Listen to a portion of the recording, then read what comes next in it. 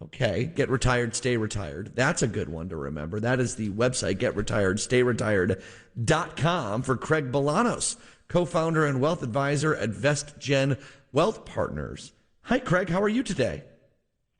Fantastic, John. Great to be with you. A wonderful Wednesday, because my answer that you teed up is, how likely is President Trump to fire Jerome Powell? Yeah. He's not. Zero. Nada, zip, zero, zilch. It is all bark. It is not a lot of bite, because if you were to do that, that would upset the free world, the checks and balances, and make the system a little bit less safe, at least as perceived by investors around the globe, and more importantly, domestically. I'm just going to say 1%, because we've said that about other norms and things. That's why I'm not saying zero, but I'm with you there. I feel like if there's one thing the president doesn't want, any president, but especially this president, is upset markets. We saw when markets got really upset and treasuries went out of whack, he reversed his policies or pulled them back in terms of the tariffs.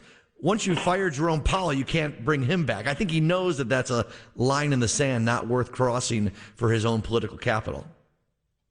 No, well said. I mean, it's a very calculated bet. You're going to talk down the Fed, try to get what you need. But listen, for everybody wondering, the only reason interest rates haven't come down yet is we need to deal with the tariffs that are at hand. And the line in the sand continues to move, courtesy of the analogy that's taco, but what Wall Street believes that I advocate for that should happen and will likely occur is you will get a rate cut in September. You get a follow-on act by the end of July. And with that being said, the market remains fairly priced. Do you think that we might have already had a rate cut or have had it this month if there had been no tariff announcements or Liberation Day to begin with in the first place? I think that's one of the ironies here, is that the tariff policy or uncertainty of the tariff policy is exactly what is stalling the cuts, because, boy, the numbers that are coming out for the most part, Craig, are showing we're going to be close to a cut at some point.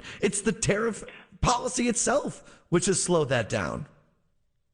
That's exactly it. It's that simple relationship. It's A plus B equals C. Look no further than what you just explained to our listening audience. I don't think it would have guaranteed a cut this month at the July meeting, but I think it would have come up heads or tails, 50-50 one way or the other. Instead, we kick the can down the road to September, when I think futures are all but certain we're going to start getting a little bit of relief. Okay, I'm with you. I don't think it's going to happen. So we'll just wait to see if it happens till we comment on that. Otherwise, the stocks still, again, mixed today, but seemingly resilient, Craig, in announcements of tariffs may be coming. Didn't seem to move the markets on Monday. It seems like it's a market that is just happy-go-lucky as it goes right now. And that always fills me with worry, no matter who's in the Oval Office. If it just seems to be whistle while you work as prices continue to be stable or up, when it just seems like there should be more uncertainty, I don't know, maybe I'm going to be the sucker here. John, thank heavens you said it causes you some worry. I'm happy this world can create some consternation for you, because remember the Wall Street adage, and a lot of these adages are true, John. New highs make new highs, but remember, the market climbs a wall of worry. Absent that worry, we would already have resounding enthusiasm. And if we had resounding enthusiasm, that's how bull markets die. When bull markets climb a wall of worry, that's when the trend is your friend, and that's where we sit. And I said to Johnny Williams on his show the other day, I said, I've been through 3 market cycles in just 9 months. We had Trumponomics. Remember how good the market was November through February? Then we had recession paranoia. Gosh, that was awful in March and April. And now we're just back to complacency. Yeah. The PPI, the Producer Price Index, let's dive into that just a little bit, because CPI was yesterday, and that was within expectations. Prices up, largely due to prices of energy and shelter. Okay, nothing too much to worry there, but you don't like to ever see that go up. The PPI number being unchanged month to month. Can you first explain what PPI is and why this is good news or bad news? Well, yeah, I mean, we've got the consumer price index, right? That's, the price that we all see. And then you've got the PPI, which is the producer price index. That's measuring inflation for the producers, the people who actually create the goods and services. And the PPI report, I think, was favorable, both month over month. Both year-over-year figures are better than expected. And I know that that's so interesting because people think it should be going up. Well, it looks pretty good. That's the argument for rate cuts later this year. But the counter-argument, John, is the tariffs, they're not really in full force and effect, are they? Because we keep moving the lines. Mm-hmm. So if we had the tariffs in full force and effect, would we see pressure on the PPI, meaning the cost to produce goods going up, which would then transet to CPI, the cost of consumers having to pay more if the producers, the company, decided to share the cost increases with us?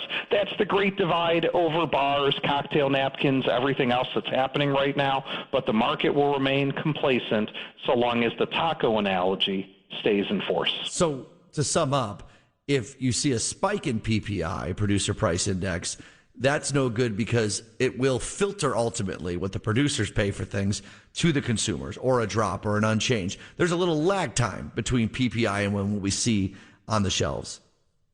There is a lag time because of this concept of elasticity in the market, and it goes back to micro and both macroeconomics for everybody who's several years out of school. So, yes, I think at the end of the day, a producer that has a higher input of cost to manufacture their goods and services can only eat that higher cost for so long. They eventually have to slowly cost share that with the end consumer, which is CPI. You're spot on, John. How are the conversations going at VestGen Wealth Partners? What are you talking about with clients these days? We're reminding everybody that we're in a market where I think, again, we've moved into complacency. I think everyone has learned the lesson once again that sentiment, how you feel, sentiment is not a good barometer for decision making. Decisions on how you allocate your portfolio, where you invest, those need to be data driven because too many people got shaken out of this market in March and April, the same way too many people never participated fully in all the gains of 23 and the gains of 24. So we're reminding people the soft landing is intact, but we're telling people, John, pragmatic optimism. And in the second half of the year, you got to diversify your diversifiers. Ding! I was going to say we didn't go a whole thing without diversify your diversifiers, and you got it in at the last word, Craig. And I'm not poking fun. I love when you say that. That is such a good reminder. It's a strategy that is, tested in the trenches. That's another Craig Bolanos right there, my friend. Oh, you're getting all my one-liners. They're not going to be zingers anymore now that everyone's borrowing them. I know. I mean, listen. Hey, it's flattering. It's flattering when we use our language to educate and inform. It's good. Don't worry. I'll always credit you when I say it, if I ever do. GetRetiredStayRetired.com. Craig, we'll talk again soon, okay? Great to be with you and your audience, John. He's great. VestGen Wealth Partners. I love when Craig comes on with me or with John. Okay, let's take a break.